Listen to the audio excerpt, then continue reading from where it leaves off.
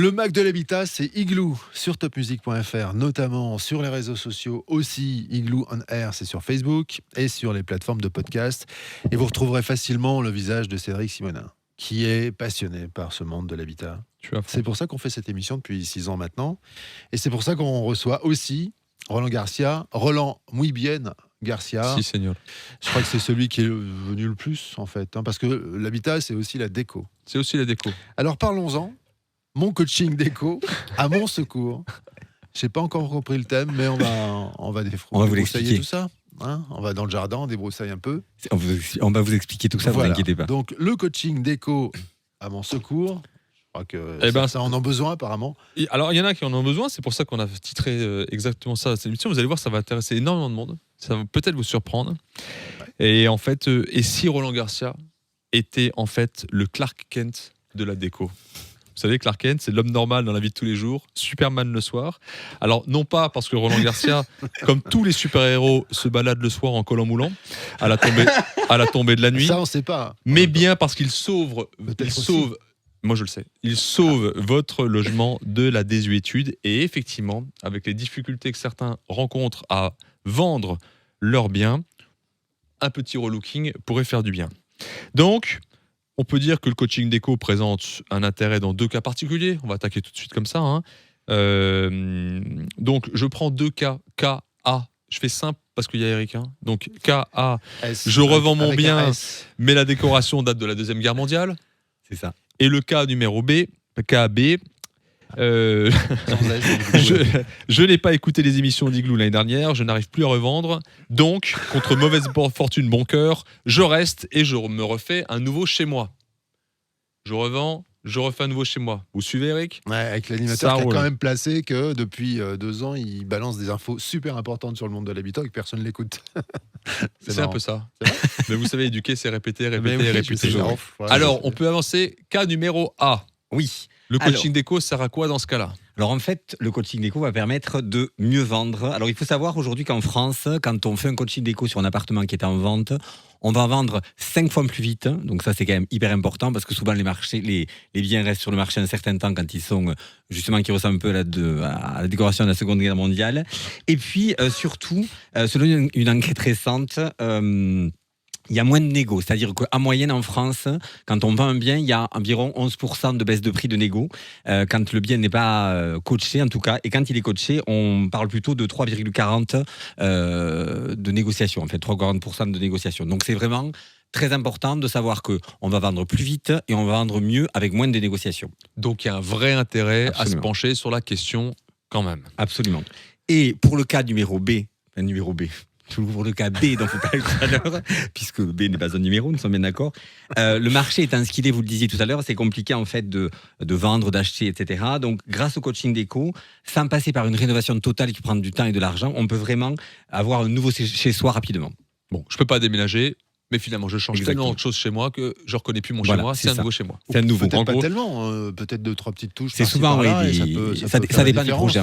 Ça dépend du projet. Si on tombe sur un coach talentueux. C'est ça. Et ça, c'est pas gagné. C'est pas gagné. On n'est pas connaît pas beaucoup. Moi, j'en connais pas dans le coin, personnellement. Moi, je connais pas. Si vous me connaissez, moi. Alors, quelles sont vos propositions dans les 2 cas de figure que nous avons évoqués? Donc, on reprend le cas A, décoration Deuxième Guerre mondiale. Vous proposez quoi? Alors, surtout dans le cas où on veut revendre, en fait, il faut s'adapter à la décoration et à la tendance décorative du moment. Parce que le style brutaliste de la Deuxième Guerre mondiale, c'est pas revenu à la mode, donc il faut éviter. Pas encore, mais ça risque de revenir. Donc aujourd'hui, en fait, il faut savoir qu'il y a 3 grosses tendances en décoration qu'on connaît bien. C'est la tendance du style industriel qui a évolué effectivement, mais on est toujours sur du bois, du métal, des couleurs plus trop noires. On a le style vintage chic, qui sont des matières naturelles, du beige, du blanc. Et en fait, le style art déco, avec des graphismes et des couleurs plus prononcées. Donc en fait, ces 3 styles-là, aujourd'hui, sont devenus la nouvelle neutralité.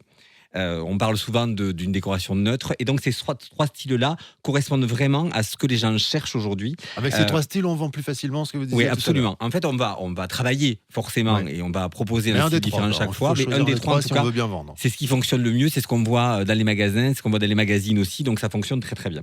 Donc ça, c'est pour la première partie, où du coup, on va adapter à 80% du marché à la tendance décorative. Et donc puis, on sait que si on fait ça, 8 fois sur 10, les gens font waouh, c'est super bien. Sans problème. Alors, Alors, disons, pas tous, mais on trouve quelqu'un qui trouve ça super bien.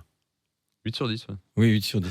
80%. 80%, 8 sur 10. 80%. Choisissez. Tu vois Ou 80 sur 100. pardon. 8 dixièmes, Absolument. on peut aussi dire. Et c'est exactement ce que je disais. Alors maintenant, alors par contre, là, c'est différent. Maintenant, je veux changer mon chez moi, etc. Ça, c'est pas, on peut pas faire comme tout le monde, quoi. Exactement, puisque du coup, la démarche est tout autre, puisqu'on va vivre dans cet appartement qu'on va recoacher. Donc, c'est une démarche qui est plus traditionnelle, qui est plus classique, puisqu'en fait, on va travailler avec le client, on va l'écouter, on va essayer de trouver ce qu'il aime. En fait, ce qu'on apporte là, à ce moment-là, c'est notre expertise d'agencement de couleurs, de matériaux, etc. On est plus sur un schéma de décoration classique, mais à moindre coût, puisqu'on parle juste d'un coaching déco. On va les aider à mieux se sentir chez eux. Alors maintenant, concrètement, comment ça se passe? Parce que l'auditeur dit effectivement, moi j'ai mon bien à revendre. C'est vrai que la déco, elle est bof. Concrètement, ça se passe comment pour qu'ils comprennent bien? Alors, la première chose, dans le coaching déco, dans la partie vente, en fait, on va vraiment faire un diagnostic, voir comment est l'appartement, etc., où il se situe, la surface, l'agencement, où en est la décoration aujourd'hui. Et puis, on va surtout travailler en termes de marketing, puisque on va voir quelle est la cible client. Et la cible client, par rapport à une vente, se situe souvent au niveau de la localisation du bien. Donc, une fois qu'on a ça, on sait à peu près quel type de décoration va correspondre à tel type de clientèle. Par exemple, si on a un appartement à la Cruteno, on sait que c'est une tendance, ce qui va fonctionner plutôt là-bas, c'est le style vintage. Donc, en fonction du quartier où on vit et de cette cible-là, on va travailler sur la décoration. Vous savez que la Cruteno, pour un Bordelais, ça parle pas du tout. Hein. Igloo est quand même diffusé en France. Pardon, je me permets. En fait, c'est un quartier. La Cruteno est un quartier plutôt bobo chic. Si on devait le comparer à notre quartier, c'est plutôt bobo à Strasbourg. Donc forcément, il vaut mieux adapter la décoration par rapport à ce quartier-là. Un côté plus chic et par exemple sur le quartier de Contade, qui est un peu un esprit un plus haussmannien, etc. On va plutôt travailler sur une décoration qui sera art déco. Ça correspondra plus à cette cible clientèle-là. En fait, on donne avec ce process-là, on donne aux vendeurs les clés pour mieux vendre, comme on disait tout à l'heure. La seule problématique, souvent, quand on travaille avec des clients qui veulent vendre et qui aiment leur appartement, c'est d'occulter le côté sentimental et émotionnel. Le j'aime pas n'a pas lieu d'être quand on vend un appartement. Il faut vraiment se dire, voilà, je vends, je décide de vendre, donc il faut s'adapter au choix que le décorateur va proposer, parce que lui, c'est forcément mieux que la personne qui veut vendre son appartement. Donc en gros, vous dites ta gueule et écoute-moi, quoi. Pas comme ça, mais oui, c'est ça. En fait. Avec le sourire. Oui, c'est toujours. D'accord. Je me demandais à quel moment il allait balancer cette phrase qui est écrite là sur ma fiche. Ta gueule et écoute les pros. C'est marqué exactement. Je me suis dit, mais c'est bizarre. C'est un mémo ça y est.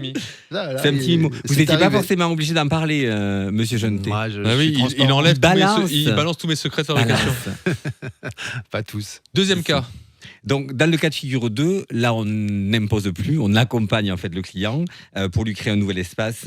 Alors, il y a toute une première phase qui est hyper importante, qu'on occulte souvent, c'est de passer un long moment avec le client pour savoir comment est-ce qu'il vit, et puis ce qu'il aime aujourd'hui, comment est-ce qu'il a envie de vivre son futur appartement, etc. Et c'est vraiment comme une prestation de décoration classique, sachant que le coaching est vraiment une phase de conseil. Hein. On va l'aider à trouver des solutions par rapport à des problématiques pour changer de style d'appartement, et par la suite, on peut bien sûr l'accompagner sur le changement du projet. Mais on parle de coaching. Hein. Pour l'instant, on va lui donner des conseils.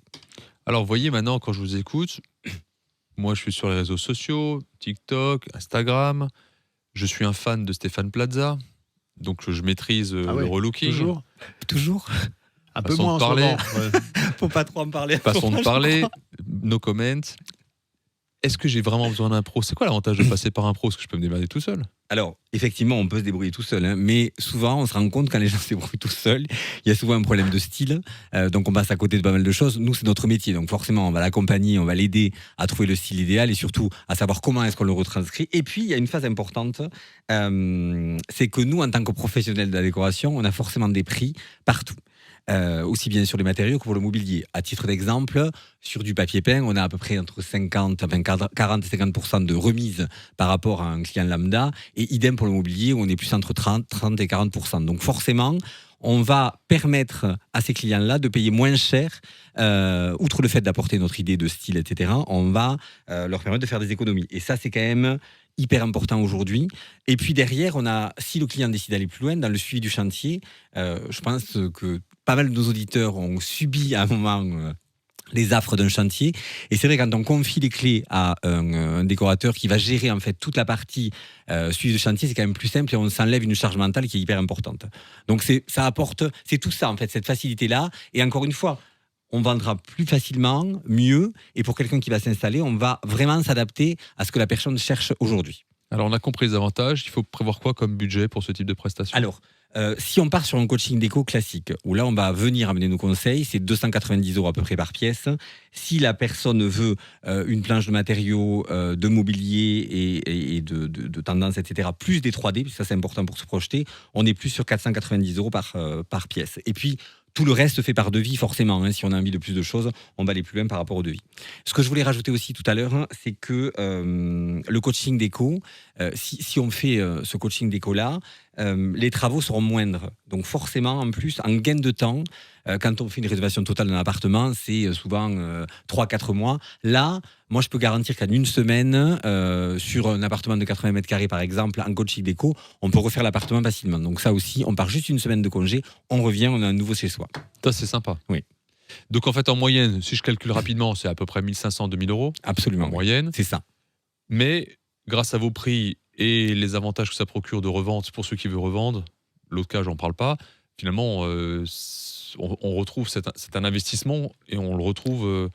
Et on y gagne. Alors, pour On y la gagne. vente, on va vraiment y gagner. En moyenne, sur un appartement, puisque on rajoute en fait 2% de travaux sur le prix du bien. Mais comme il y a moins de négociations et qu'on vend plus vite, on gagne à peu près sur un appartement de 200 000 € en investissant 2-3 000 €. On va gagner entre 8 et 9 000 € par rapport à une vente classique où si l'appartement était vendu normalement. Et puis, quand on vit chez soi, ça n'a pas de prix, j'ai envie de dire, mais on est plutôt sur ces eaux-là aussi, puisque surtout l'appartement, ça va coûter 2-3 000 € de conseils de 3D, etc. Oui, mais on ne parle pas de la peinture éventuellement, ça c'est en plus, on est d'accord. Ça c'est en plus, mais Oui. sincèrement, quand on fait le compte sur une décoration d'appartement là où on va continuer à vivre, entre ma prestation plus la prestation des artisans, etc., on va être autour de 10 000 € maximum. Ça dépasse rarement, en tout cas, cette fourchette-là pour un appartement de 60-70 mètres carrés. Voilà, et on s'y retrouve dans le prix de vente. C'est ce qu'il fallait Absolument. Et comprendre puis après, on aujourd'hui. s'y retrouve.